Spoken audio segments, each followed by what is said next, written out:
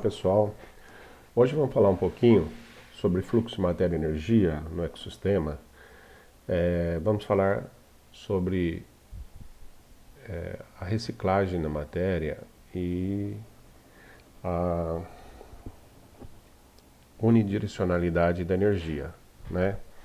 Bom, antes, vamos fazer um repetequinho rápido da aula anterior, porque essa é a segunda aula nossa, né? Na aula anterior, eu falei a vocês o seguinte: eu dei uma definição rápida aí, né, do que é uma cadeia alimentar. Então, olha lá, uma cadeia alimentar é uma sequência, né, de animais que comem uns aos outros, né? Animais e plantas também que são comidos, etc, né? Bom, então eu disse o seguinte: por exemplo, nessa cadeia alimentar, o gafanhoto ou o grilo aqui, né, ele serve de alimento para o sapo, que serve de alimento para a cobra, né? E esses seres servem de alimento para os decompositores. Bom, eu também disse a vocês que o gafanhoto se alimenta do capim, né? Do capim das plantas. Então, olha lá, a seta segue a direção do alimento, né? Então, está dizendo que o alimento vai do gafanhoto para o sapo, do sapo para a cobra, e assim por diante, assim como o alimento vai da planta para o gafanhoto, né? Então, eu disse a vocês aí que tanto nas cadeias terrestres como nas cadeias aquáticas a coisa é a mesma, né? Então, por exemplo, lá nas cadeias aquáticas nós podemos ter algas, né, as algas macroalgas ou algas microscópicas, né, que servem de alimento para vários animais, né? Esses animais servem de alimento para os peixes servem de alimento para os peixes maiores e assim sucessivamente. Então aqui também é a mesma coisa, né? Eu falei que nessa cadeia aqui tá legal o desenho e tal, mas há um erro, né? Eu disse a vocês que neste caso aqui a seta que está errada, ou seja, não é o capim, é o boi que come o capim, é o capim que come o boi. Então a seta deveria ser nesse sentido. Por quê? Porque é o sentido para onde vai o alimento. Então a gente lê assim, ó, a seta quer dizer serve de alimento para. Então, ó, capim serve de alimento para o boi, que serve de alimento para o carrapato e assim por diante. Bom, aí eu disse a vocês na aula anterior que há muito tempo atrás, né, os cientistas foram lá na década de 70, os cientistas foram à Antártida e começaram a estudar, os cientistas brasileiros começaram a estudar a cadeia alimentar na Antártida, né? Ou melhor, a teia alimentar na Antártida. Então eu falei para vocês que, em primeiro lugar, teia é um conjunto de cadeias alimentares que se imbricam, né? Que se interagem, certo? Então nós estamos considerando os vários alimentos de um mesmo animal, por exemplo, ou de vários animais, né? Eu disse que lá na Antártida um dos alimentos mais importantes da cadeia lá é o crio, porque o crio serve de alimento para vários animais, esses animais servem de alimento para outros e assim sucessivamente, né? Também falei que o crio se alimenta do fitoplâncton. E o fitoplâncton, que são algas microscópicas, serve de alimento para o zooplâncton, que é o crio, né? Então o crio é zooplâncton, né? Aí eu falei para vocês que zoo quer dizer animal, né? Então o crio serve de alimento para o resto da cadeia alimentar. Apesar de parecer que o crio é a base da cadeia alimentar aqui, na verdade a base da cadeia alimentar é o fitoplâncton, né? Por que o fitoplâncton? Como eu disse a vocês, quem está na base de uma cadeia alimentar é sempre quem faz fotossíntese, ou seja, quem recebe a luz do sol e faz a fotossíntese, né? Pode ser também a quimiossíntese, mas nesse caso em particular, né, ou melhor, em quase todas as cadeias alimentares terrestres, a gente tem um fotossintetizante, certo? Bom, eu fiz até uma comparação de tamanho entre a baleia azul e os maiores dinossauros que já povoaram a Terra, né? Também disse a vocês que os dinossauros, na época dos dinossauros, também tinha cadeia alimentar. Então, por exemplo, o brontossauro servia de alimento para outros animais, né, como o Rex, por exemplo, e assim por diante, né? Apesar da comparação aí ter aparecer mamíferos junto com répteis aí, esses répteis eles não faziam parte, não fazem parte da cadeia atual e nem os mamíferos fazem parte da cadeia anterior aí, né?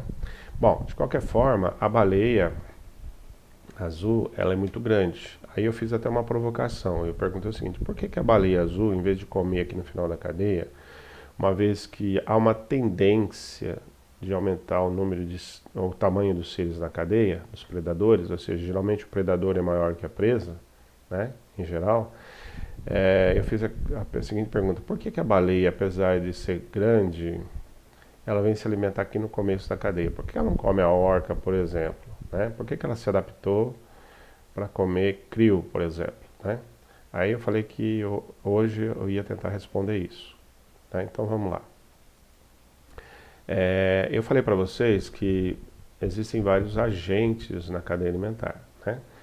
Então eu falei assim, ó, no primeiro plano aqui, ou primeiro nível de alimentar, né, que a gente chama de primeiro nível trófico, a gente tem os produtores, né, que a gente pode chamar aí de ervas ou plantas, né? E os produtores fazem seu próprio alimento, daí a gente chama de autótrofo. Auto quer dizer por si próprio e trófos alimento. Então está no sentido de aquele que faz seu próprio alimento, não precisa tirar alimento do meio. Veja, eu estou falando alimento como matéria orgânica, não matéria inorgânica. É claro que o capim, o fitoplâncton tira nutrientes do ambiente, mas nutrientes são nutrientes inorgânicos, né? Não são orgânicos. Tudo bem?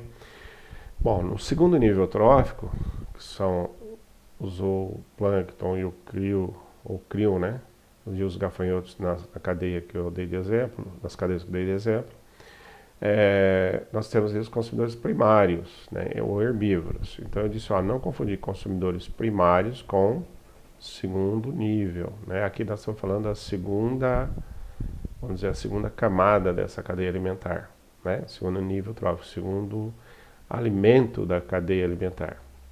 O terceiro alimento da cadeia alimentar está representado aí por peixes, sapos, né? Depende da cadeia alimentar considerado ou da teia, assim por diante, né? Mas aí nós temos consumidores secundários, consumidores terciários e assim sucessivamente, né? Até chegar geralmente no último nível, onde nós temos os decompositores. Beleza? Bom, claro que isso varia de uma situação para outra, né? Eu disse a vocês, por exemplo, que se você considerar, por exemplo, nessa teia alimentar aqui representada, nós podemos ter um animal se comportando como agente diferente, dependendo da cadeia que você considera. Então, por exemplo, se você considerar essa cadeia aqui, ó, algas, krill, pinguim e foco leopardo, nós vamos ver que a foco leopardo, ela é o quarto alimento da cadeia. Então, primeiro, segundo, terceiro, quarto alimento da cadeia. Aqui, ó, primeiro, segundo, terceiro, quarto e quinto. Então, aqui, dependendo da cadeia alimentar considerada, você tem uma posição diferente para o animal, tá? Isso é só uma questão aí de análise, né? Bom, eu disse que teias alimentares tem nos vários ecossistemas. Então não é só uma cadeia, são muitas cadeias alimentares que se imbricam, né? Então, por exemplo, nas savanas nós temos aí capim, né? Os cupins, né? Os térmitas que servem de alimento para pássaros, né? Vários tipos de besouros, né?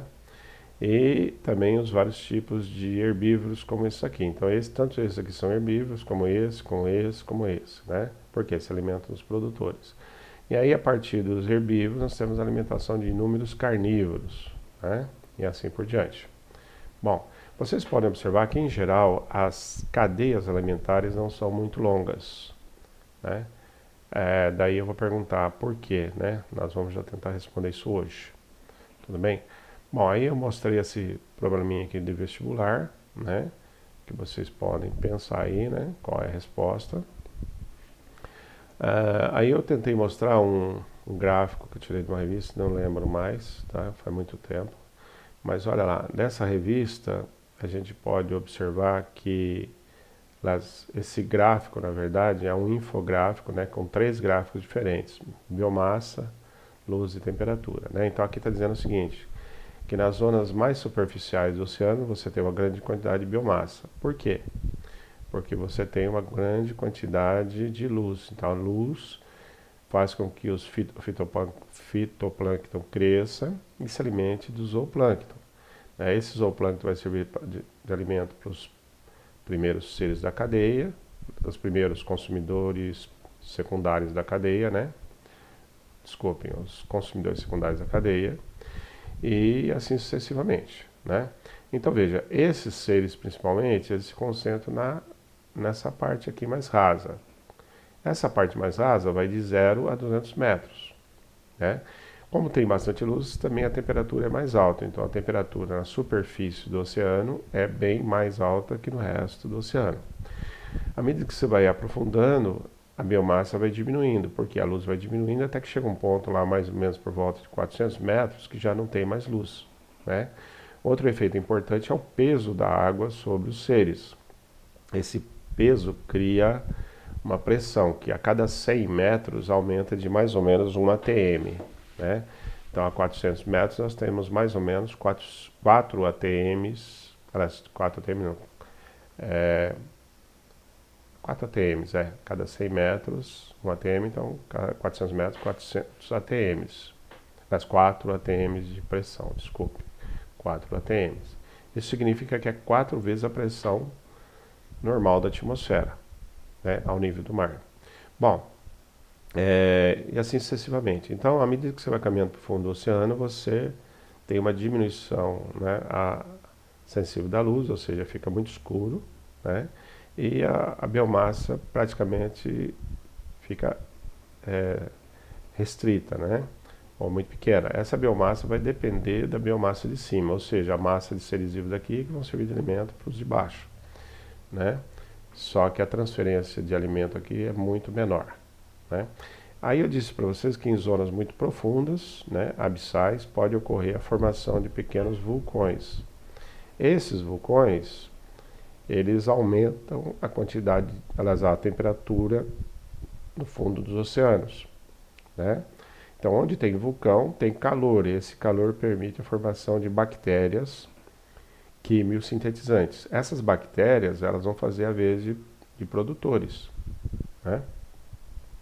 Bom, isso aqui vai fazer com que um pouco de biomassa apareça aqui, ou seja, as bactérias vão servir de alimento para outros seres microscópicos, que vão servir para outros, e assim até chegar em alguns peixes, né? Alguns seres que sobrevivem em altíssimas pressões, né? Só que aqui a pressão é muito alta, né? Chega a mais de 40 atms ou mais, né? Bom, então só para lembrar que nem sempre uma cadeia alimentar é baseada, aliás, ela tem a sua fonte de energia como luz, né? Então lá em cima é a luz, né, que permite a produção de biomassa. Agora aqui é o calor, geralmente de vulcões, que permite essa produção de biomassa, né? Bom, eu disse a vocês também que as teias alimentares, elas não estão restritas àquele ambiente só, né? Elas interagem com outros ambientes. Então, por exemplo, há uma teia alimentar aquática, como por exemplo de um lago, que é semelhante aí dos oceanos, só semelhante, né? Na transferência, também a parte superficial tem mais energia, né? Porém o lago é muito mais raso, né?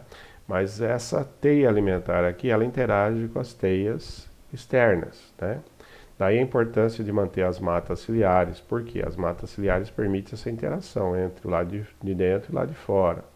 E é lógico que o lado de fora também interage com o lado de dentro. Então, por exemplo, um gafanhoto que cresce aqui em cima das plantas, ele pode servir de alimento para um para um peixe, né? E assim por diante. Assim como o peixe pode servir de alimento para uma águia, né?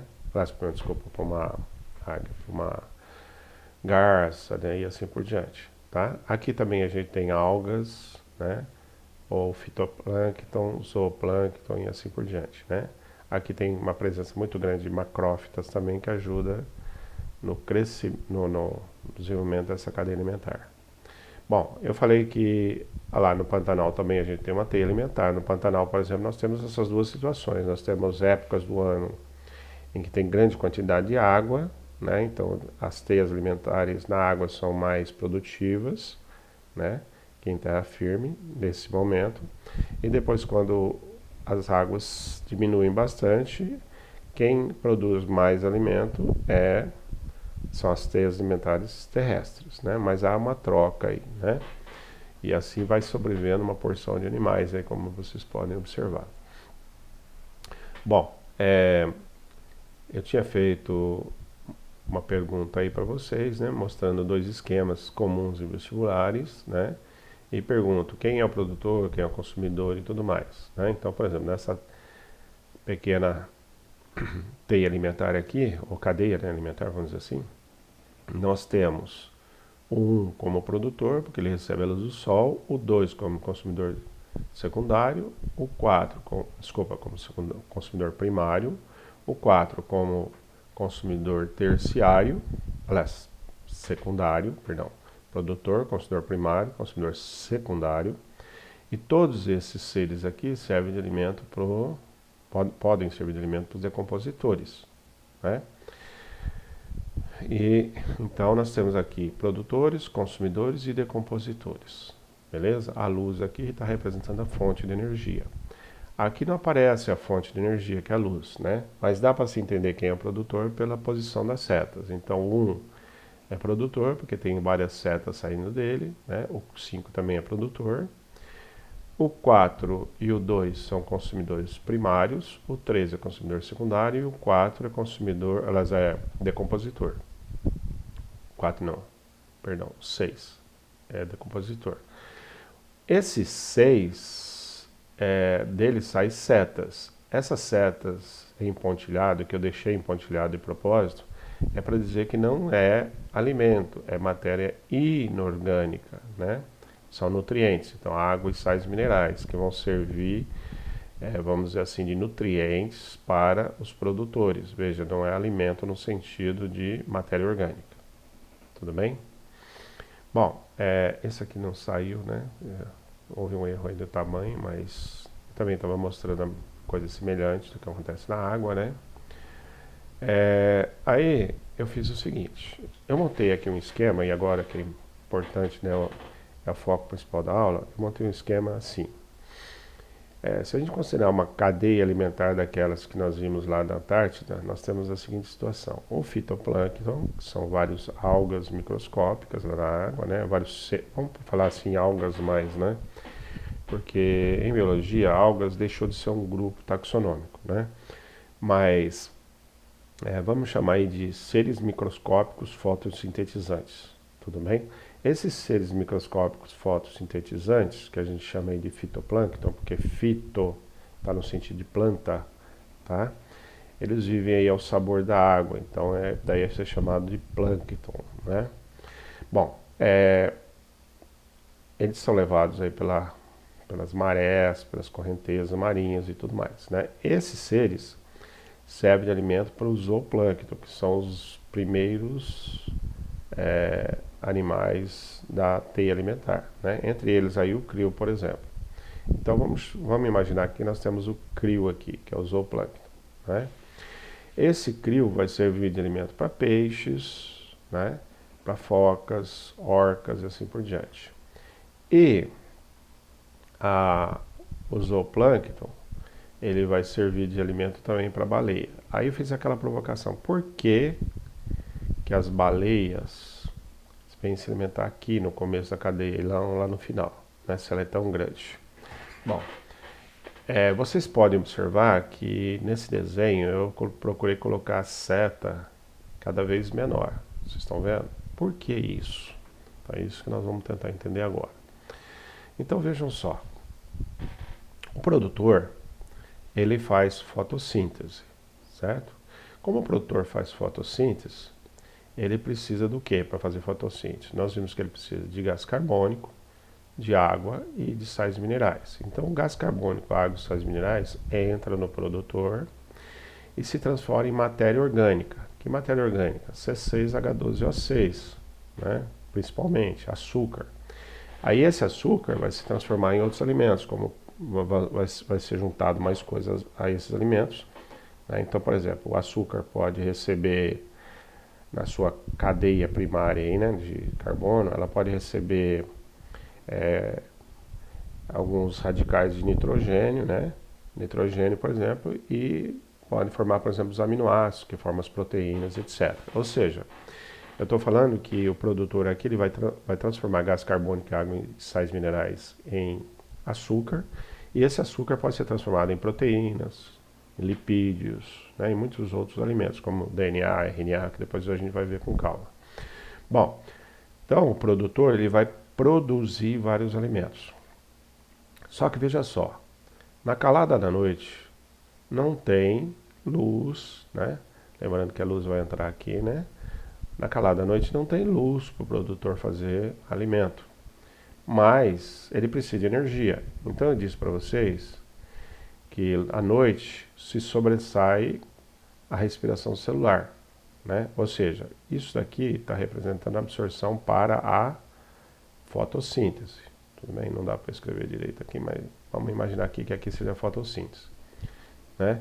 Então o produtor faz fotossíntese e à noite ele faz respiração celular. Veja, eu falei para vocês que não é só à noite que ele faz respiração celular. De dia ele também faz respiração. Por quê? Tanto de dia como de noite, os seus processos metabólicos precisam de respiração celular. Mas é durante a noite que a respiração se sobressai, vamos dizer assim, né? Então, como não tem fotossíntese, o que aparece é respiração. Agora, de dia está acontecendo os dois processos, né?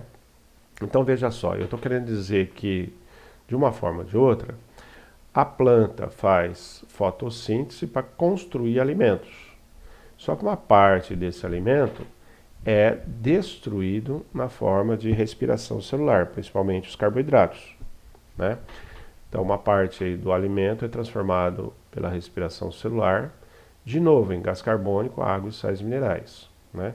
É à noite que isso aqui vai aparecer mais, porque é à noite que a planta ou o produtor vai eliminar, principalmente, o gás carbônico e água, né? De dia, como a fotossíntese é maior, ele elimina o oxigênio. Então, vejam só, de uma forma ou de outra, o produtor está continuamente fazendo fotossíntese, né? Continuamente, não, desculpa, até durante o dia, né? E durante a noite, quando não tem luz, ele continuamente está fazendo respiração celular, então ele está eliminando gás carbônico. Bom, então veja só, a planta constrói alimento, mas ela mesma destrói. Ela constrói alimento, mas ela mesma destrói. Mas será que ela destrói todo o alimento? Não, uma parte desse alimento vai servir para essa planta ou esse plâncton crescer. Então vai aumentar, dividir as suas células, etc e tal, né? Bom, isso que sobra no produtor, que é a parte, vamos dizer, líquida dessa produção, consumo, né, vai passar para os consumidores, certo? Então veja só, vamos imaginar que aqui seja um pé de alface, tudo bem? Então o pé de alface está continuamente fazendo fotossíntese lá durante o dia. Aí durante o dia e durante a noite ela queima um pouquinho, então ele não cresce tanto durante a noite, né? Porque uma parte ele está queimando, né? Mas de qualquer forma ele está crescendo. Ele vai crescendo com o que sobrou dessa interação entre fotossíntese e respiração. Beleza? Bom, uma vez que ele cresceu, o homem, por exemplo, vamos imaginar que aqui seja o ser humano, né? O ser humano vai lá e pega esse pé de alface para comer. Só que na hora que ele pega esse pé de alface para comer, para começar ele arranca a pé de alface lá do solo. Ou às vezes nem arranca, né? Eles pegam uma faca, cortam a base da alface lá e deixam as raízes. Então veja, já ficou as raízes no solo. Então, do alimento do pé de alface que ia ser transferido todo para o ser humano, uma pequena parte já vai ficar ali no solo. Bom, quem vai comer esse resto que sobrou? Né? Quem vai comer são as minhoquinhas, as bactérias que tem no solo, né? Os que vão de alguma forma trabalhar para decompor essa matéria orgânica. Então vamos pôr aqui de uma forma geral, os decompositores vão decompor essa matéria e vão queimar toda essa matéria, transformando tudo isso pela respiração celular, que eles também fazem respiração, né, em gás carbônico e água. Agora veja só, enquanto o produtor está lá crescendo, as raízes morrem. Daí as minhoquinhas aproveitam aquelas raízes mortas também para comer, as bactérias também, e assim por diante. Né? De qualquer forma, quando o ser está crescendo ali, a alface está crescendo, ainda assim mesmo, uma parte da alface já está servindo de alimento para os decompositores. Né? Mas depois que você colheu a alface, uma pequena parte vai ser jogado fora, as raízes, por exemplo. Mas aí chega lá na sua casa, a sua mamãe pega o pé de alface e arranca aquelas folhas que ela acha que não dá para comer, que são as folhas velhas ou queimadas, etc. Essas folhas vão lá para o lixo, né? É matéria orgânica, biodegradável, né? Aí essa matéria orgânica também vai servir, né, de resto para decomposição. Se não decompor lá dentro do lixo da sua casa, vai decompor lá no lixão ou qualquer lugar que for usar esses restos, né? Aqui em casa, por exemplo, eu passo para as galinhas, né, o que sobra, mas poderia ser, por exemplo, jogar essa alface lá na horta lá e deixar decompor. Beleza? Então, olha lá, uma parte do que deveria ser transferido para o homem já é perdido antes de chegar no homem, né? Agora, reparem, o que passou para cá, né, do produtor para o consumidor primário, é o que realmente é, vamos dizer, utilizável pelo consumidor primário. Então, boa parte já foi queimado aqui, né, através da respiração, uma pequena parte já se decompôs. Aí chegou no ser humano, o ser humano come essa alface. Bom, na alface está cheio de fibras, que são fibras de celulose, né? Por isso é importante comer alface, né? Mas olha lá, essas fibras de celulose não são digeridas. Então, já dentro do ser humano, uma pequena parte dessa alface já é eliminada na forma de restos também, só que na forma de fezes, né? Essas fezes vão lá para o esgoto, lá no esgoto vai para algum lugar que vai ser decomposto pelas bactérias e as bactérias vão transformar em gás carbônico, sais minerais e água. Mas o próprio ser humano vai pegar uma parte desse alimento que sobrou no organismo dele. Então veja aqui, isso aqui é o que realmente foi assimilado, que entrou do intestino para dentro do sangue. Tudo bem?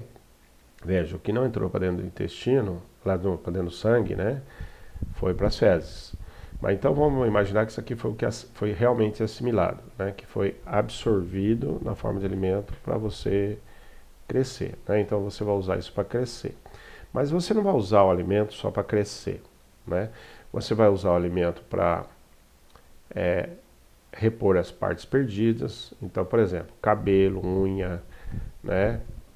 Pele, né? A própria parede do intestino, né? E etc. Você vai repor partes perdidas. Além disso, essas partes perdidas vão ser decompostas também pelos decompositores, né? Então aquele cabelo cai no chão lá, ou aquela pele que descama lá na sua cama, por exemplo, quando você está dormindo, vai lá para os ácaros, e os ácaros vão acabar de comer o restinho que sobra, e no final vai tudo para os decompositores, né? Agora vejam só, mesmo assim, uma boa parte do que você come, né, e assimila, ou seja, isso que você assimilou, mesmo você assimilando, você não guarda tudo no seu corpo, né? Você vai acabar queimando uma boa parte disso, né? Então, só para você ter uma ideia, faz as contas, né? Façam as contas. Se você comer quilo de comida por dia. Você fala, ah, imagina comer 1 quilo. Você come muito mais que 1 quilo de comida por dia, se você fizer as contas. Mas vamos imaginar que você coma 1 quilo de comida por dia. Se você comer 1 quilo de comida por dia e você assimilasse tudo e guardasse tudo no seu corpo, no final do ano você estaria pesando 365 quilos a mais. Mas você fala, pô, eu não aumentei 365 quilos, talvez fique um pouco gordinho, né? Aumentei 1 quilo ou 2, mas eu não aumentei tudo isso no ano, né? Por quê? É simples. Uma boa parte disso que você comeu vai para fazer o que a gente chama de respiração celular, ou seja, você vai produzir energia na forma de uma moleculinha chamada ATP, né? Então você vai fazer respiração celular e vai guardar essa energia na forma de ATP. Essa energia, na forma de ATP, ela vai ser usada principalmente para manter a temperatura do seu corpo, né? Ah, mas hoje está calor, não preciso manter uma temperatura tão alta. Bom, mas você precisa manter uma certa temperatura, né? Outra parte dessa energia vai ser usada, né, para você pensar, para você andar, para você raciocinar, vamos dizer assim, né? E assim por diante. Ou seja, todas as suas células não param de trabalhar, né? Como elas não param de trabalhar, elas precisam de energia constantemente. Então, olha lá, a energia que você transformou dos alimentos em ATP, né, foi gasta no dia a dia. Então, essa respiração celular está indicando a energia que você gastou no dia a dia. De forma que você vai guardar no seu corpo só uma pequena parte disso, né? Vamos imaginar que você é lá um animal lá das savanas africanas, né? Ou seja, um homem lá das savanas africanas, e de repente você saiu para fazer uma caça e virou comida para onça, certo? Veja só, quando a onça for comer você, ela é consumidor secundário, certo? Então vejam só, a onça, ela ao comer você, ela não ficou com todo o alimento que você comeu durante a vida, né? Não foi todo aquele alimento que foi assimilado durante a sua vida. Você assimilou uma parte e disso você queimou uma parte disso, uma maior parte, e só um pouquinho passou para a onça. Então veja, imagine o quanto você comeu na sua vida para ficar adulto, né? Para depois servir de alimento para a onça. Então foi muito alimento que você comeu que no final das contas só um tiquinho foi transferido para cá, né? Bom, então vejam só, a boa parte do alimento que você comeu foi transformado de novo em gás carbônico e água, sais, que vai voltar de novo a servir de nutriente para a fotossíntese. Tudo bem? Então veja, você continuamente está queimando alimento, né? Então veja só um tiquinho foi para o consumidor secundário, tá? Quanto foi para o consumidor secundário? Ou quanto veio do produtor para o consumidor primário? Os cientistas fizeram um cálculo, e vamos dizer assim, de uma forma bem geral, né? Mais ou menos uns 10% do que a planta, no final das contas, guarda no seu corpo, vai ser assimilado aqui, né? Desses 10% que ficou aqui, somente 10% vai para cá. Ou seja, se é 10% que foi transferido para cá também, né? Vejam só, se só 10% foi transferido para cá, então a pergunta é: quanto quanto veio para cá que estava aqui? 10% de 10%. Né? Então, vamos pôr assim, ó. Se aqui tivesse 1 tonelada de alimento sendo transferida para cá, repare que isso aqui é o líquido, né? 1 tonelada líquida de alimento que vai sendo transferido para cá, somente 10% ficaria aqui. Dessa 1 tonelada, provavelmente 100 quilos ficariam aqui. Desses 100 quilos, só 10% ficaria aqui, ou seja, 10 quilos, certo? Desses 10 quilos, passar para cá, só vai passar também 10%, ou seja, no final só vai chegar 1 quilo aqui, tá? Então veja só, de 1 tonelada que foi produzido aqui, só vai chegar 1 quilo aqui. Por quê? Porque tudo vai ser transformado pela respiração celular em gás carbônico, água e sais, e vai ser então consumido, né?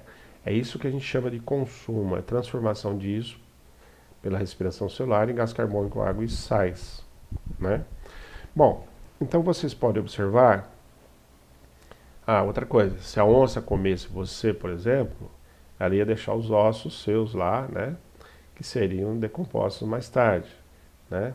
Aí, ossos, cabelo, uma parte do corpo que ela não conseguiu mastigar lá, né, tal. Aí, isso aqui seria, então, de alguma forma decomposto ou comido por outros animais.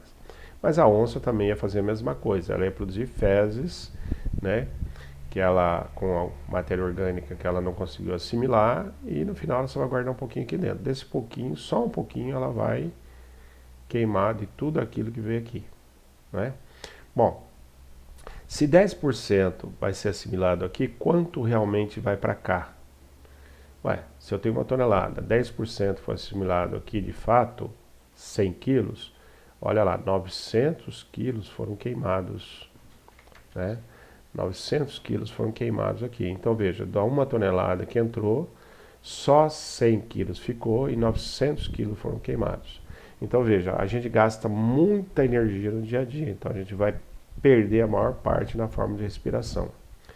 Desses 100 quilos que passar para cá, 10 quilos vão ficar aqui, realmente no corpo da onça, vamos dizer assim. O resto vai ser tudo queimado, 90 quilos vão ser queimados e transformados em gás carbônico, água e sais. Tá? Bom, então veja só, primeira consequência de tudo isso. Vocês podem observar que o gás carbônico, a água e os sais minerais são átomos, moléculas, né? Esses átomos e moléculas não foram destruídos nem aqui, nem aqui, nem aqui. Eles simplesmente se rearranjaram. Então, gás carbônico, água e sais entraram no produtor, se rearranjaram e se transformaram em açúcar. Lembra daquilo que eu mostrei na fotossíntese? Olha lá, eles vão se juntar, né, numa uma molécula maior e vai transformar em C6H12O6 e vai sobrar oxigênio, né, que eu não coloquei aí, tudo bem? Então a respiração vai eliminar o oxigênio. Só que aí, esse gás carbônico, água e sais vão ser então transformados em açúcar, mas mais tarde ele vai ser transformado de novo em gás carbônico, água e sais, que vai ser de novo transformado em alimento, né? Então, vejam só, vocês podem observar que os átomos, olha lá, uma consequência importante, os átomos, eles não são destruídos. Os átomos que formam a matéria não são destruídos, pelo menos aqui nessa situação, né? O que eles são rearranjados para formar moléculas diferentes, né? Então os átomos eles são usados na construção de moléculas orgânicas e depois eles são eliminados na forma de gás carbônico e água. Então a gente diz que a matéria, os átomos, ela é reciclável, ela é cíclica, né? A matéria não é destruída, né? É fácil vocês perceberem aqui aquela lei de Lavoisier, né? Que diz, no mundo nada se cria, nada se perde, tudo se transforma, né? Aqui está o maior sentido da lei de Lavoisier, né?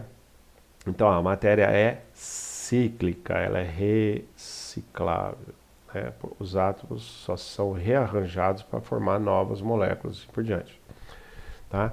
A segunda consequência importante é que, em geral, uma cadeia alimentar, só 10% é assimilado pelo nível seguinte, né? Então, 10% daqui para cá e assim por diante. Repare que o produtor, ele só transferiu o que sobrou para ele também, né? Então, de toda a fotossíntese que ela fez, que a planta fez ou que o fitoplâncton fez, ele só guardou 1 tonelada. Então, ele produziu muito mais de 1 tonelada, né? Mas só 1 tonelada ele guardou de fato. Podemos até dizer que para ter essa tonelada aí assimilada no produtor, nós precisamos de mais ou menos umas 10 toneladas de fotossíntese, né, de alimentos produzidos na fotossíntese, tá? Mas ó, 1 tonelada foi guardada aqui, que passou para cá só 100 quilos, que passou para cá só 10 quilos e assim por diante. Lembrando que 1 tonelada são 1000 quilos, né? Então 1000, 100, 10. Então 10% é passado para o nível seguinte, né? Isso aí às vezes o pessoal chama de lei dos 10%, tá? Mas ó, quero dizer que é muito variável isso, tá? Mas é, vamos dizer, mais ou menos isso. É só para se ter uma estimativa para vocês entenderem que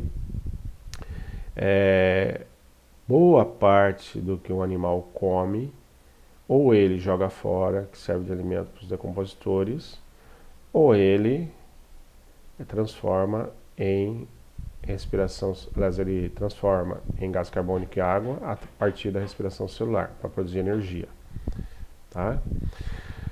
Bom, então agora nós podemos pensar um pouquinho, e a energia, né? O que acontece com a energia? Bom, a luz do sol, ela é absorvida pelos produtores e é guardada na forma química de açúcar, proteína, etc., alimentos. Então nós sabemos que o açúcar, na verdade, é uma bateriazinha, né, que guarda a energia do sol, beleza? Bom, o próprio produtor, ele pega uma parte desse alimento e queima.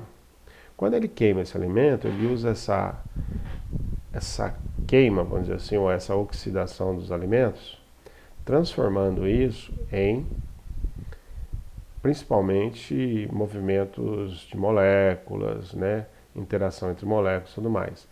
Isso faz com que boa parte do alimento, dessa interação acabe virando calor, tá? Então, no final das contas, uma boa parte dessas interações moleculares acabam sendo transformadas em calor. Esse calor nada mais é que uma radiação eletromagnética também, mas de menor intensidade. Esse calor não pode ser reaproveitado pelo produtor, certo?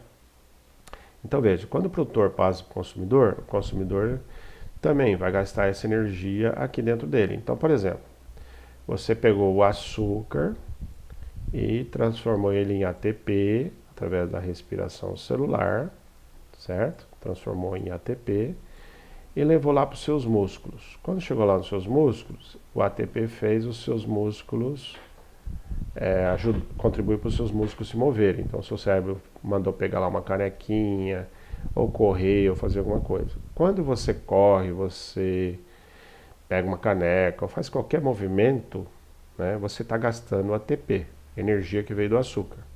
Agora, essa energia que veio do açúcar, né, na forma de ATP, ela vai ser transformada em movimento. Só que esse movimento, mais cedo ou mais tarde, ele vai ser transformado em atrito com ar, né?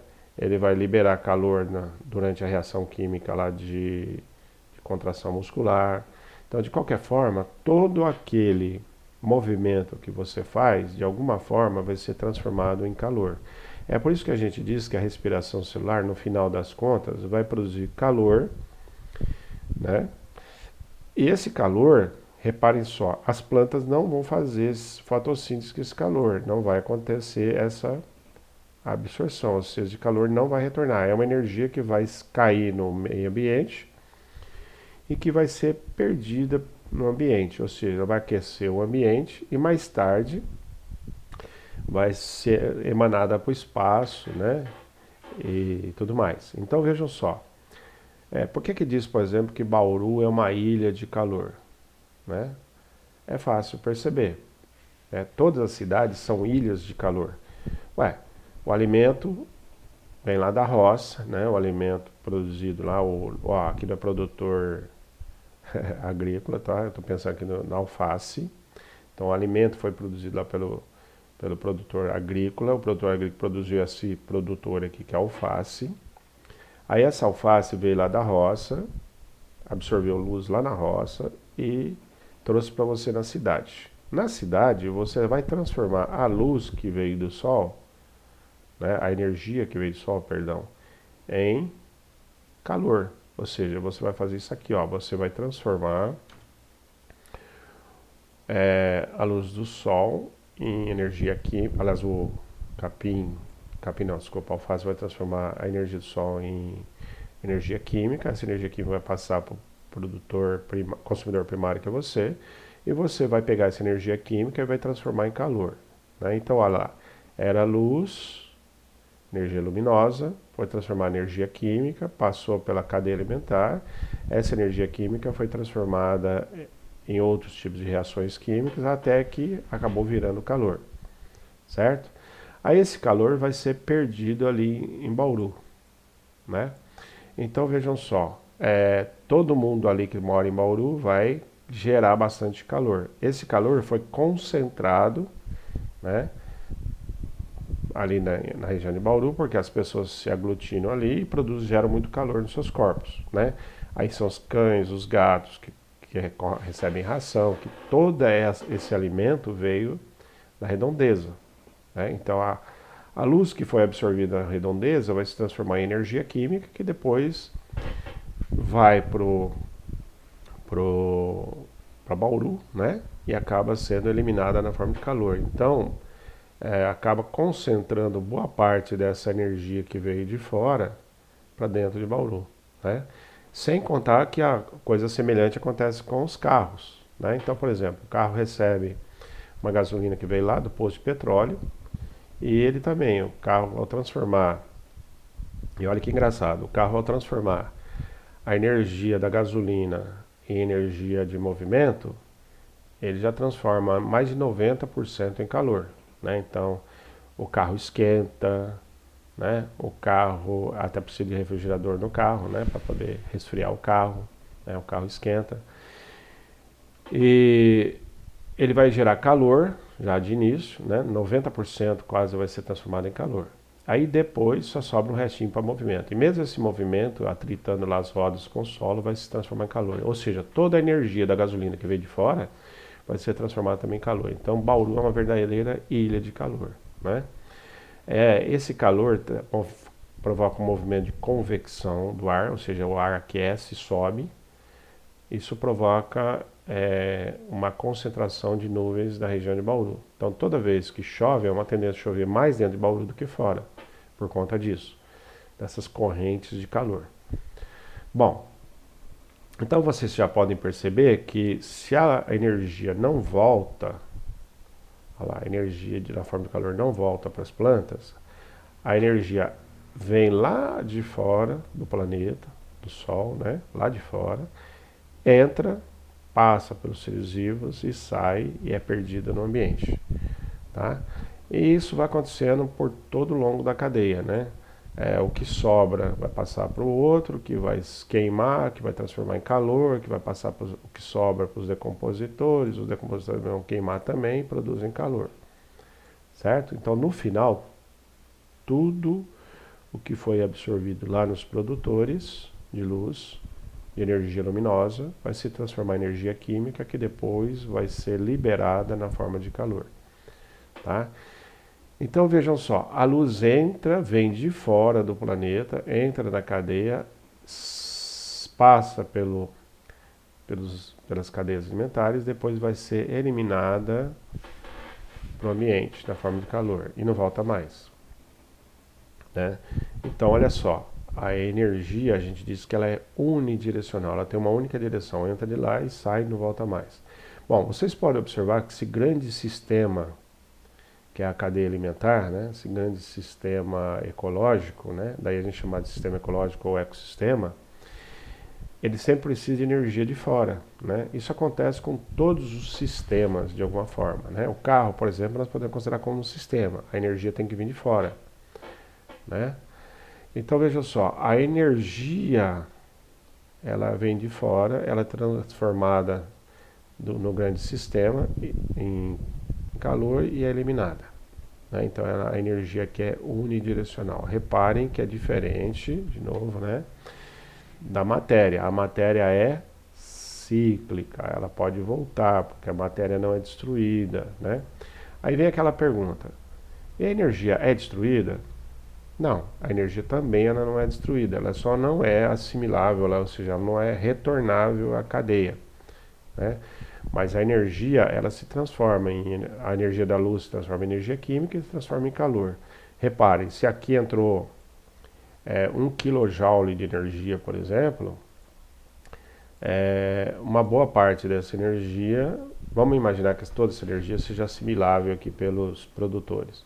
Esse 1 kJ vai ser assimilado aqui e mais tarde, ou seja, vai transformar em energia química e mais tarde ele vai transformar em calor também de 1 kJ. Então a energia também não é destruída.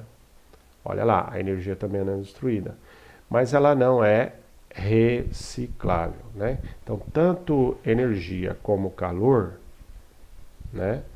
Aliás, desculpa, tanto energia como matéria, elas não são destruídas. Só que a matéria pode ser reaproveitada e a energia não, né? Vamos pensar numa outra coisa importante. Olha só para vocês terem uma noção importante disso. Vamos imaginar que aqui seja a cadeia lá dos dinossauros. Lá nos dinossauros também acontecia a mesma coisa, né?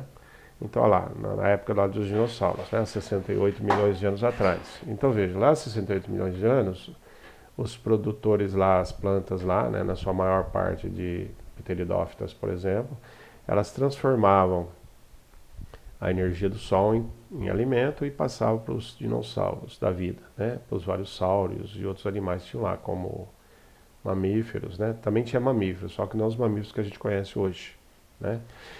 Bom, de qualquer forma, vejam só, o dinossauro jogava o gás carbônico fora, que seria assimilado, né? E vem passando o tempo, né? Vem passando o tempo.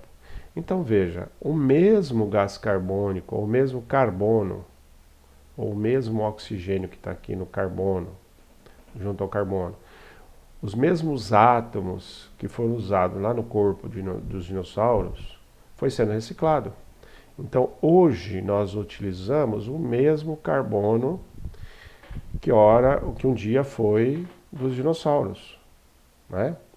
Ou que foi das plantas lá do passado. Então olha lá, o gás carbônico, ele está sendo usado até hoje, né? Ele não foi destruído. Pode ser que uma pequena parte desse carbono, por decomposição nuclear, se transforme em outra coisa. Mas, ó, de uma forma genérica, todos os átomos que foram usados na época do dinossauro ainda estão sendo usados hoje. Ou seja, você tem os mesmos carbonos que um dia compuseram a matéria dos dinossauros. Entenderam? Por quê? Porque a matéria é reciclável. Agora, a energia que foi absorvida naquela época, você tem? Não, porque a energia veio de fora, foi transformada em calor e foi perdida.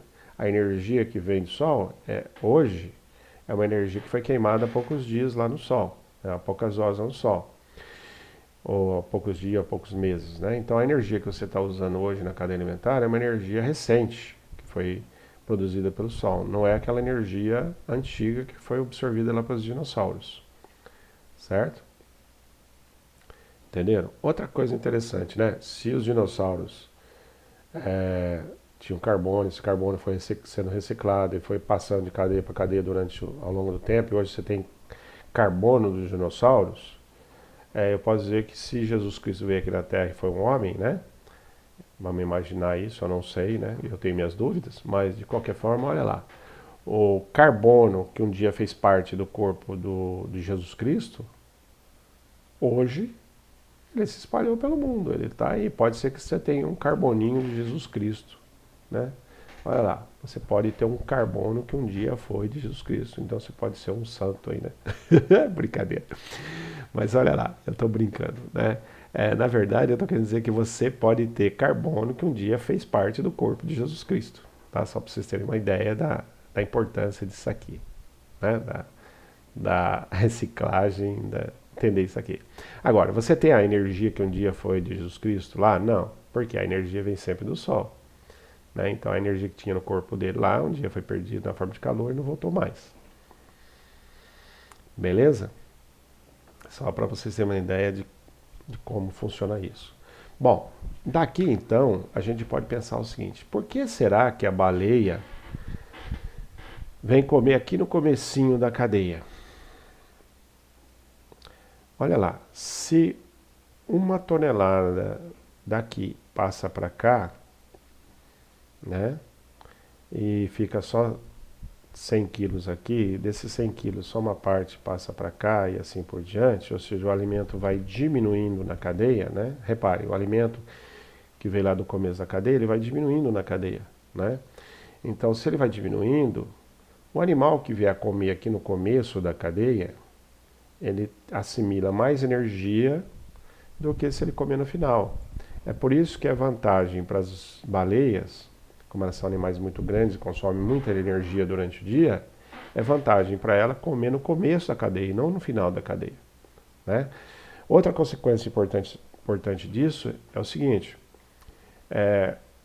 por exemplo, eu vi há poucos dias atrás que diz que as onças estão desaparecendo lá vão desaparecer, os grandes mamíferos vão desaparecer lá desculpem, na Mata Atlântica, né? Claro, por que vão desaparecer? Porque você não pode ter tanta onça para comer no mesmo local, né? Tem um limite. Por quê? Porque as onças, aliás, os outros animais servem alimento para as onças, né? E a onça não vai ficar com todo o alimento da cadeia. Então, à medida que vai passando de um ser vivo para outro, o número de seres tem tendência a diminuir, ou pelo menos a relação número-quantidade vai diminuindo, né? A relação número-quantidade, não, desculpa. Se levarmos em conta o número de indivíduos e mais a quantidade de biomassa aí, a biomassa vai diminuindo, né? Então, de um nível para outro, a biomassa diminui drasticamente, né? Que nós vamos mostrar agora aí. Tudo bem?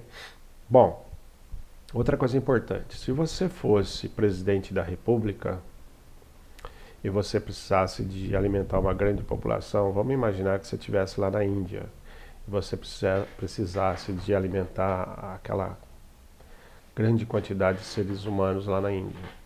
Você produziria mais carnes ou produziria mais vegetais? Bom, é fácil perceber. Se o homem estiver aqui como consumidor secundário, então imaginar, ó, o capim serve de alimento para o boi, né, que serve agora de alimento para o homem. Vamos imaginar o homem aqui como consumidor secundário agora. Se o homem for consumidor secundário, ele vai ficar com 10% dos 10% que foi produzido aqui. Ou seja, do capim, só 1% vai para o homem, certo? Da forma de carne. Agora, quando o homem está consumindo vegetais, ele fica com 10% do que foi produzido aqui, certo? Então, ó, dá para perceber que quando o homem é consumidor primário, é vegetariano, ele impacta menos o ambiente do que ele sendo consumidor secundário, certo? Sendo consumidor secundário, a gente impacta mais o ambiente porque é preciso passar o alimento para esse primeiro para depois passar para o homem, ou seja, passar para o boi primeiro para depois passar para o homem. Então, o alimento diminui bastante. Então, vamos imaginar que se você tem um alqueire de terra lá, que um alqueire de terra é capaz de produzir 100 toneladas de capim, né? Vamos imaginar 100 toneladas de capim, quanto vai ficar que passar aqui? 10 vai ficar aqui e 1 tonelada vai ficar aqui, ou seja, 1 tonelada vai passar para o homem, praticamente um boi, né? Você vai produzir com 100 toneladas. Agora, se esse 1 hectare for produzir 100 toneladas de vegetais, quanto vai ser passado de fato para o homem no final das contas? Vai passar os 100, mas vai ficar no corpo do homem só 10 toneladas. Veja, vai produzir muito mais de ser humano do que aqui. Certo? Então, dessas 100 toneladas, 10 vão passar para cá e só uma vai passar para cá, né? Então, é melhor o homem se comportar como consumidor primário do que como consumidor secundário. Beleza? Bom, então, levando em conta as quantidades de seres vivos, né, a biomassa total dos seres vivos, né, a gente pode, então, pensar no que a gente chama de pirâmide alimentar. Tá? Vamos imaginar algumas coisas. Existem 3 tipos básicos de pirâmides. Pirâmide de número. Então veja só, o que uma pirâmide de número diz pra gente? Que vamos imaginar que os roedores comem capins, que as cobras comem roedores, e que as siriemas comem as cobras, e que o lobo-guará come as siriemas. Reparem, os roedores vão precisar de muito capim para tratar deles, né? Esses roedores vão servir de alimento para as cobras, só que menos cobras, que vai passar para as siriemas, que são menos ainda, e assim por diante. Ou seja, por que isso acontece? Por que o número em geral vai diminuindo? Repare, o número de seres vivos vai diminuindo, por quê? À medida que vai passando de um ser vivo para outro, a energia vai diminuindo, ou seja, o alimento vai diminuindo, né? Se o alimento vai diminuindo, então, resultado. Quando chega aqui no final, a gente não pode ter muitos seres, a gente tem que ter poucos seres, né? É por isso que os grandes mamíferos estão em menor quantidade. Por exemplo, é mais comum você encontrar uma cobra no pasto do que uma siriema, né? E lobo-guará, então, precisa de um grande espaço para poder se alimentar, né? Justamente por quê? Porque você não vai encontrar num pasto um lobo-guará com tanta facilidade. Entenderam a ideia? Veja, esses animais precisam de pouco espaço utilizável, porque ali produz alimento suficiente para eles. As cobras já precisam de mais espaço utilizável, e as siriemas mais espaço ainda, os lobo-guará mais espaço. Por quê? A transferência de alimento vai diminuindo, né? Os alimentos vão diminuindo. Então, em geral, o número de indivíduos vai diminuindo. Pode acontecer de o número aumentar? Pode. Por exemplo, se em vez de você ter cobra aqui, você tivesse pulgas nos ratinhos, nos roedores. Nesse caso, a quantidade de pulgas é maior que os roedores. Mas se você somar todas as pulgas que tem nos ratos, ela não dá o mesmo volume de ratos, dá um volume menor, talvez um volume semelhante ao das cobras, certo?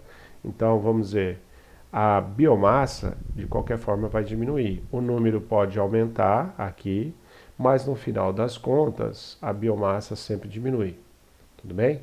Então, pode acontecer dessa pirâmide de números se inverter em algum momento.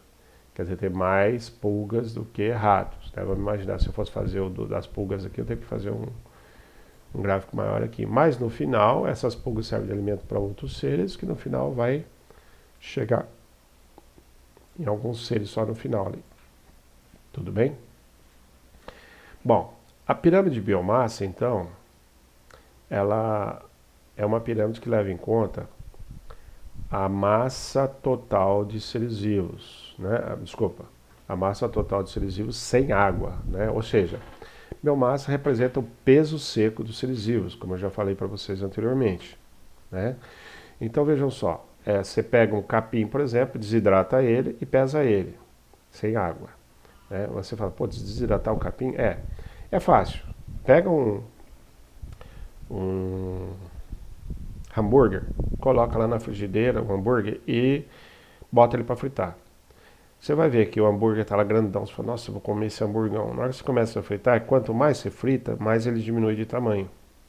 Por que ele diminui de tamanho? Porque à medida que você vai fritando, ele vai perdendo água, né? Então vai perdendo água e vai diminuindo. Até que chega uma hora que ele fica pequeno, ele fica praticamente uma massa seca, né? Essa massa seca é o que a gente chama de biomassa, tá? Sem água. Se você tirar do hambúrguer, por exemplo, você vai tirar mais de 60% da água, né?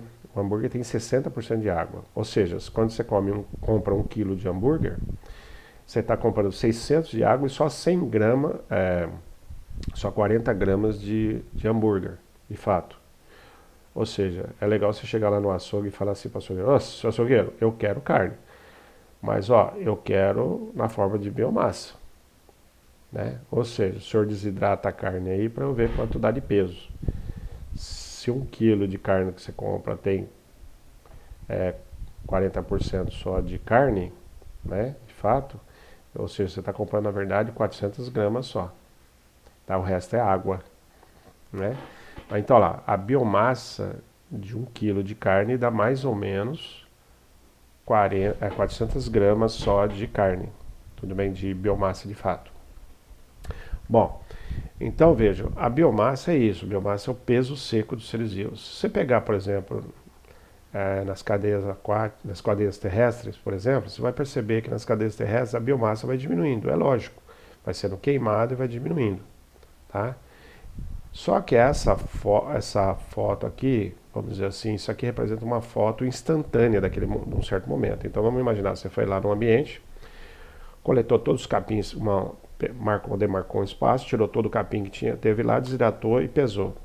Aí você pegou aqueles bichinhos que estavam lá naquele espaço, pesou, desidratou, matou, desidratou, pesou, você tem a biomassa de herbívoro. Aí você pega lá, conta os carnívoros que tem lá no meio, desidrata e tal, você vai ter um negócio assim, certo? Veja, é um instantâneo da coisa, né?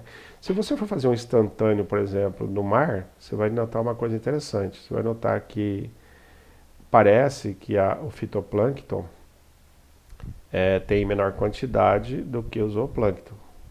Parece não. Se você fizer um instantâneo, você vai ver que tem menos fitoplâncton do que o zooplâncton. Aí você fala, então teve menos produção de alimento?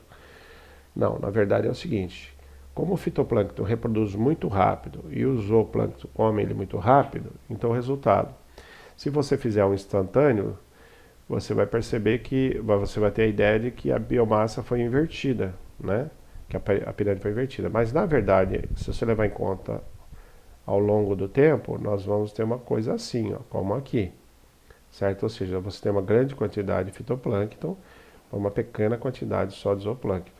Então, olha lá, se você fizer um instantâneo, uma foto instantânea, vamos dizer assim, uma coleta instantânea, você vai perceber que lá no mar, por exemplo, lá no Canal da Mancha, por exemplo, lá no, né, onde foi feita a primeira pesquisa nesse sentido aí, né? Você vai perceber que a quantidade de fitoplâncton é pequena, perto do zooplâncton. Mas isso não significa que o fitoplâncton produz menos. Não, ele produz muito mais e muito mais rapidamente. Só que, dependendo do momento que você faz o instantâneo da coisa, você tem uma situação invertida. Bom, o que melhor representa... aqui está mostrando algumas pirâmides de número. Você pode observar que, dependendo da situação, a pirâmide de número pode se inverter, né? Dependendo da situação. Tudo bem? Então, por exemplo, se você tiver parasitas e superparasitas, por exemplo, parasitas e parasitas, você tem uma inversão na cadeia. Então, por exemplo, se você pegar as plantas, contar a quantidade, veja, eu estou falando aqui em números, né? Se você pegar uma planta, por exemplo, um pé de abacate, e contar quantos gafanhotos e outros parasitas tem lá no pé de abacate, você vai ver que tem mais parasitas no pé de abacate do que abacate. Então você tem um pé de abacate para um monte de parasitas. Agora, se esses parasitas servem de alimento para outros parasitas, aí então a quantidade aumenta mais ainda. Veja, o número aumenta, mas se você for levar em conta a biomassa total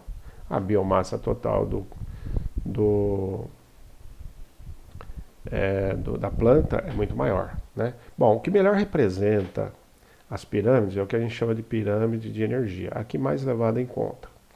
Então lá, isso aqui está dizendo para a gente o seguinte: eu tenho lá as plantas num certo capim, lá num certo pasto, por exemplo, e esse capim absorveu a energia do sol, certo?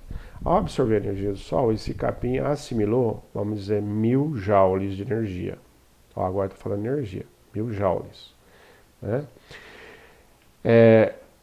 Essa energia vai ser comida pelo gafanhoto. O gafanhoto vai comer todo esse alimento.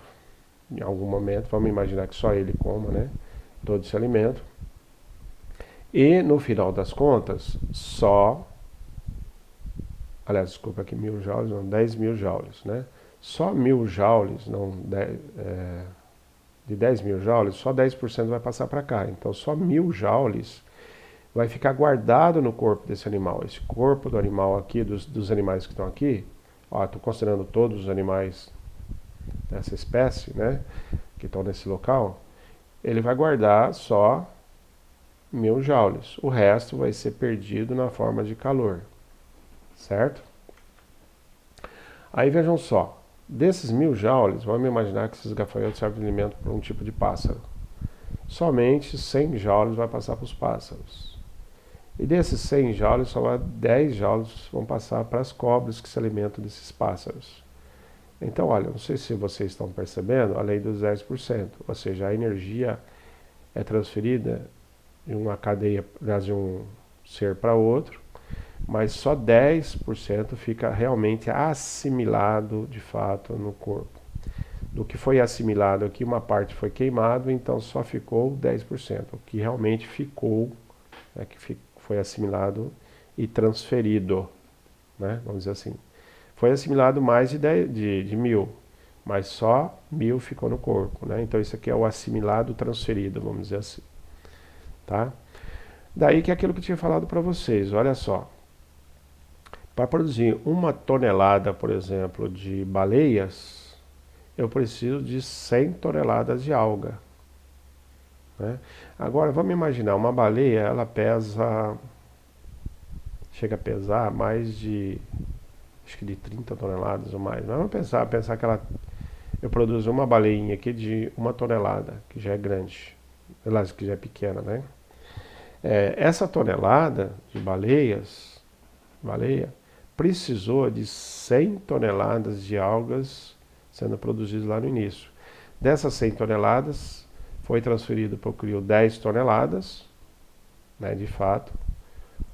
Na verdade foi transferido essas 100 toneladas, isso aqui eu estou considerando que foi transferido, mas só foi assimilado pelo corpo do CRIO só 10 toneladas. O resto foi transformado em calor, certo? E só essas 10 toneladas foram passadas para cá. Só que só dessas 10 toneladas, 1 tonelada foi guardada realmente no corpo da baleia. Tá? Então é por isso que a baleia vai comer no começo da cadeia, né? Como eu falei para vocês. Bom, aqui tem uma representação que eu acho mais legal, né? Para a gente poder entender um pouquinho disso, né? Então olha lá. O Sol produz energia que vai para os produtores. Então a fotossíntese aqui está representando os produtores. Os produtores produzem alimento, né? Mas à medida que eles produzem alimento, reparem, uma parte eles mesmos queimam. Então eles transformam em respiração celular. Outra parte desses produtores, desses alimentos, vão servir para os decompositores. Então uma folha que cai no chão, né, raiz, etc. Daí somente uma pequena parte vai para o consumidor primário.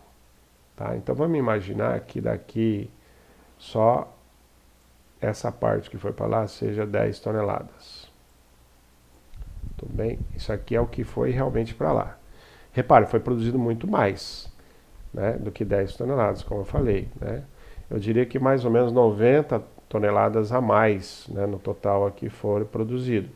Ou seja, de 100 toneladas no total aqui, só 10 toneladas ficou no corpo da planta, de fato, que foi transferido para os consumidores primários. O consumidor primário vai fazer o quê? Vai fazer a respiração, queimar esse alimento, vai perder pelo, unha, cabelo, etc. Sei lá, vai imaginar um ser vivo qualquer aí, tá? Somente uma parte vai ser transferida para cá. Então dessas 10 toneladas que realmente entrou aqui, 1 tonelada vai ficar aqui, que vai ser assimilado pelo próximo. Quando chegar aqui no próximo, esse próximo vai guardar apenas 100 quilos nele, no corpo dele. Desses 100 quilos, né, uma parte vai se transformar em respiração, outra parte vai ser perdido, daí vai passar só 10 quilos para cá. Tudo bem? Então reparem, isso aqui está mostrando esse fluxo de energia, né? A energia vai sendo perdida para o ambiente e os alimentos vão diminuindo na cadeia. Tá? Repare que aqui nós estamos levando em conta a energia, né? Mas quando eu falo 10 toneladas de alimento, na verdade eu estou pensando na energia que foi transferida por essas 10 toneladas. Tudo bem? Então vejam, no final das contas, somente uma pequena parte é transferida para cá. Né? Eu diminuiria ainda mais esse desenho, tá? Porque veja, se a gente levasse em conta que isso aqui fosse uma régua, por exemplo, né? Vamos imaginar que isso aqui fosse uma régua, tá? E que essa distância daqui aqui é a mesma, então vamos imaginar que aqui foi passado, em vez de tonelada, vamos pôr 100 joules de energia. Quando chegar aqui, mais de 90 joules vai ser perdido tanto aqui como aqui. Ou seja, 90% vai ser perdido. Então, se eu fosse fazer isso uma divisão de uma régua, o negócio ficaria muito mais estreito, né? Eu faria um negócio bem estreitinho, certo? Seria 1/10 dessa régua aqui. Tudo bem? É só uma visão aí da coisa, tá? Bom, e olha lá que interessante. Nós, as cadeias alimentares, né, os seres vivos aqui no planeta, nós vivemos com a energia que vem do Sol. Mas aí vem aquela pergunta, será que nós assimilamos essas plantas, né, as algas que tem no planeta, absorvem toda a energia do Sol? Bom, na verdade, os cientistas fizeram várias contas e observaram algumas coisas interessantes. Reparem, da energia que realmente incide na Terra, veja, o Sol produz muita energia que é perdida para o espaço, né, que se irradia para todos os lados. Mas vamos imaginar que essa energia que veio aqui para a Terra, né, tá? Essa energia que chegou aqui na Terra.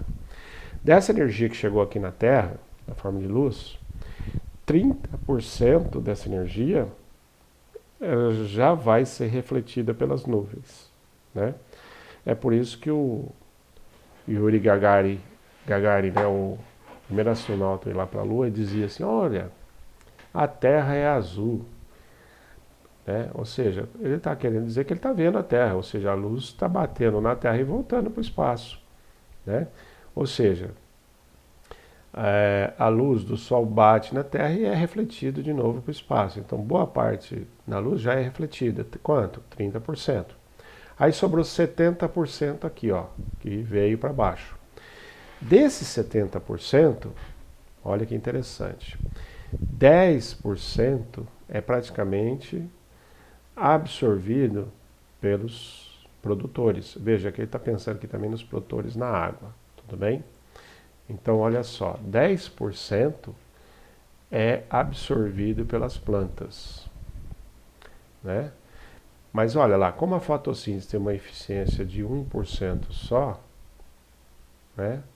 É uma eficiência bastante baixa, ou seja, há aquecimento na hora que essa luz entra, então nem toda a luz que entra na planta realmente é transformada em energia, né? Lembra que uma parte da energia da luz é refletida, por exemplo, o verde é refletido, então não é absorvido, né? Lembra daquela história do gráfico que eu mostrei para vocês? Então veja só, na verdade, desses 1% de energia que realmente é absorvido pelas plantas, quanto fica nas plantas no final das contas? 10%, 0,1%. Então veja, da energia do Sol que foi realmente absorvida pelas plantas, né, foi transformado em processo de fotossíntese, somente 10% fica. Por quê? Porque a planta vai produzir açúcar, mas esse açúcar vai ser queimado, né? Então, no final das contas, dos 100% de energia do Sol que incidiu na Terra, somente 0,1% disso vai ser energia assimilada que vai passar para os seres da cadeia. Entenderam? Olha lá, só 0,1. Repare como a fotossíntese, apesar de tudo, tem uma eficiência baixa e só absorve isso, né? Agora, e o restante da energia aqui? O restante da energia ela vai ser absorvida pela água, pelo solo, por tudo, e vai ser transformada diretamente em calor. Por exemplo, a água vai absorver a energia e vai evaporar, né? Ao evaporar, ela vai subir e vai se transformar em nuvens. Então veja, a nuvem está carregada de energia, né? É como aquilo que eu falei. Colocar a energia de uma chave, por exemplo. Ao levar a chave para cima, para o alto, você está dando energia para ela. Então a água, quando ela evapora, ela está levando energia para as alturas. Aí quando ela cai liberando energia. É por isso que a água faz um estrago danado, né? A chuva faz um estrago danado quando atinge uma cidade, por exemplo, né? Arrebenta calçadas, etc, etc, dependendo do caso, né? Por quê? Porque ao cair e rolar, né, por lugares mais baixos, ela vai liberando essa energia do Sol que foi absorvida e levado para cima, né? Aliás, nas usinas hidroelétricas, o que eles fazem? Eles prendem a água no lugar alto, né? Aí a água, ao cair do lugar alto para o lugar baixo, ele vai perder energia e vai fazer a roda, o gerador lá girar e produzir energia elétrica. Então veja, até a energia elétrica que você usa na sua casa, um dia veio do Sol. Então desses 60% que é absorvido pela Terra, uma boa parte vai ser transferida nessa circulação de água. Mas não é só isso, uma parte dessa energia também vai ser transformada em calor pelo solo, o solo vai aquecer e vai liberar calor para o ambiente. É por isso que quando chega o verão, a gente tem a temperatura do ar, né, mais alta. Por quê? Porque o Sol ganhou, aliás, desculpa, o ar ganhou energia do Sol, né? Tá?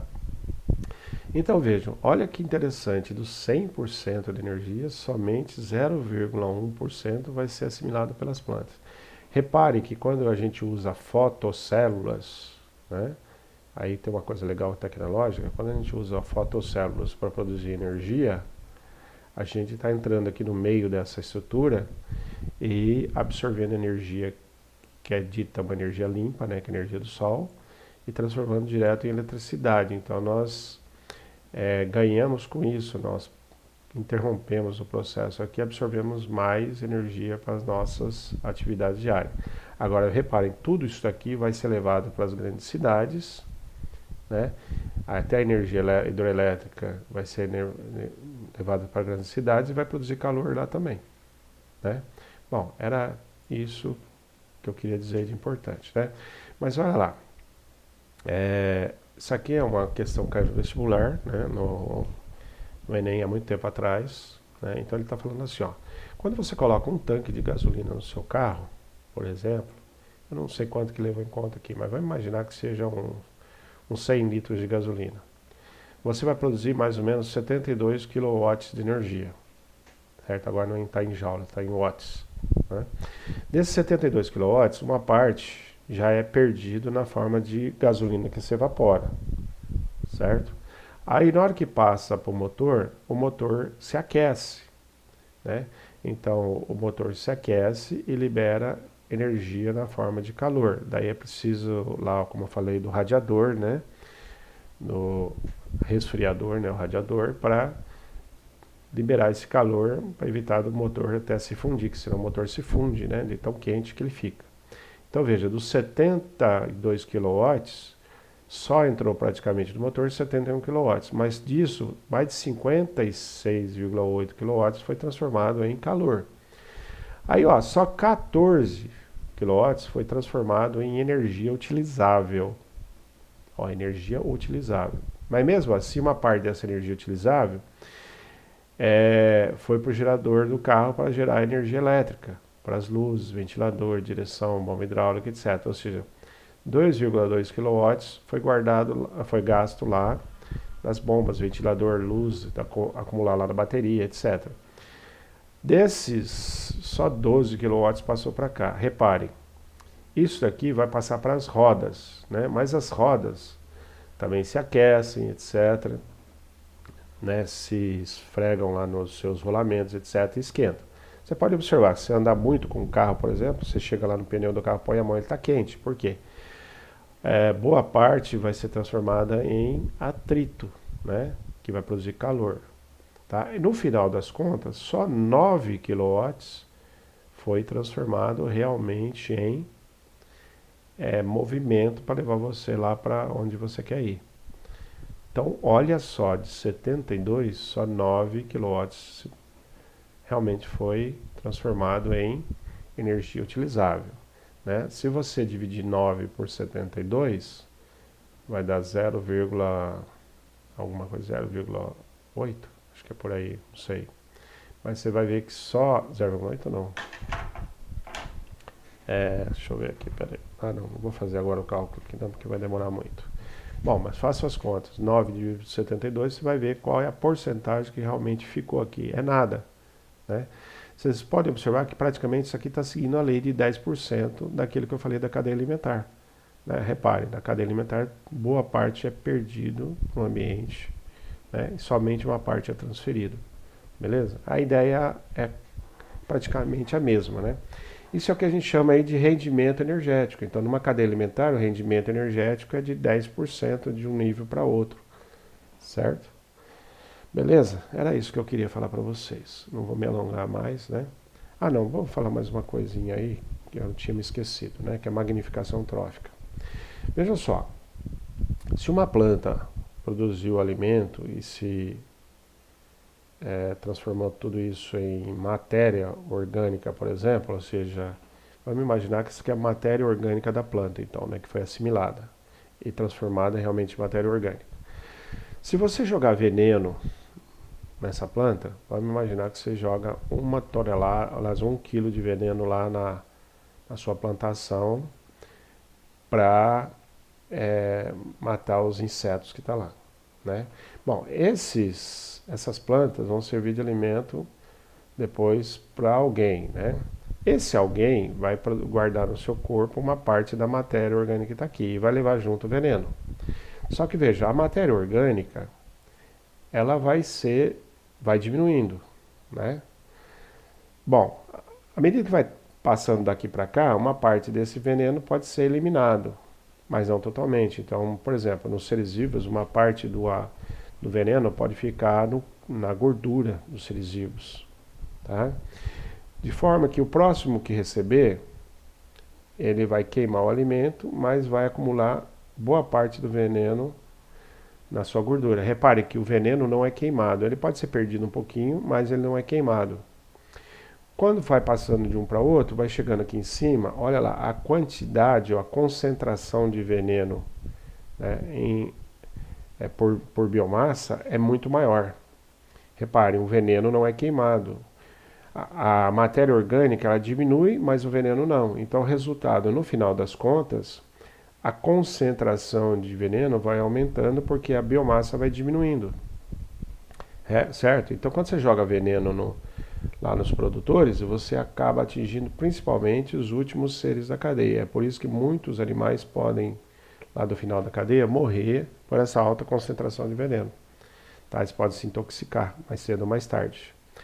É por isso, por exemplo, que fizeram uma análise lá com as mulheres lá em São Paulo, né? Com leite materno lá das mulheres lá em São Paulo, e notaram que no leite materno existe uma grande concentração de veneno, tá?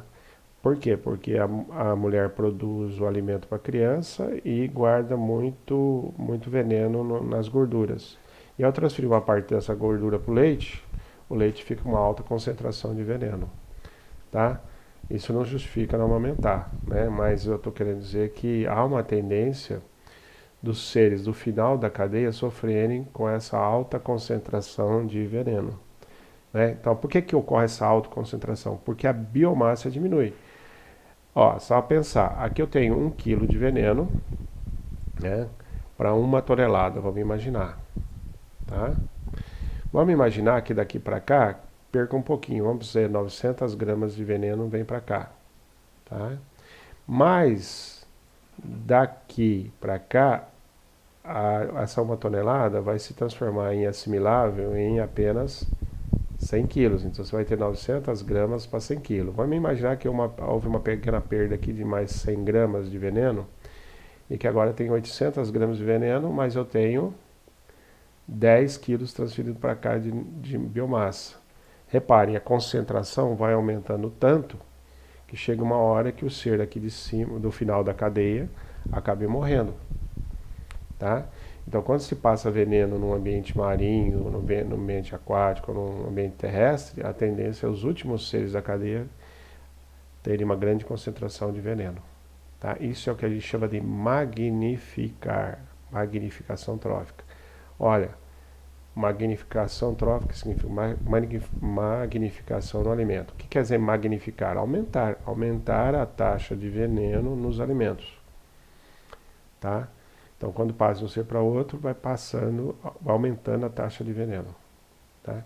Bom, aqui algumas piadinhas, né? Se vocês quiserem ver aí, ó, eu vou passar bem rápido.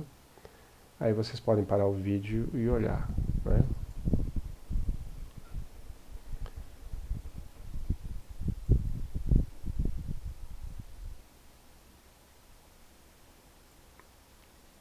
Essa aqui é muito legal, essa aqui foi pouco tempo atrás, né? Olha que legal. Caiu no vestibular, né?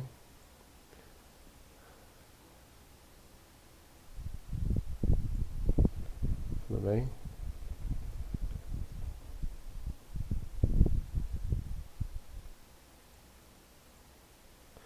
Bom, era isso que eu queria dizer, tá? Vamos parar o vídeo por aqui. Então, a aula de hoje, nós falamos aí sobre fluxo de matéria e energia, né? Tá?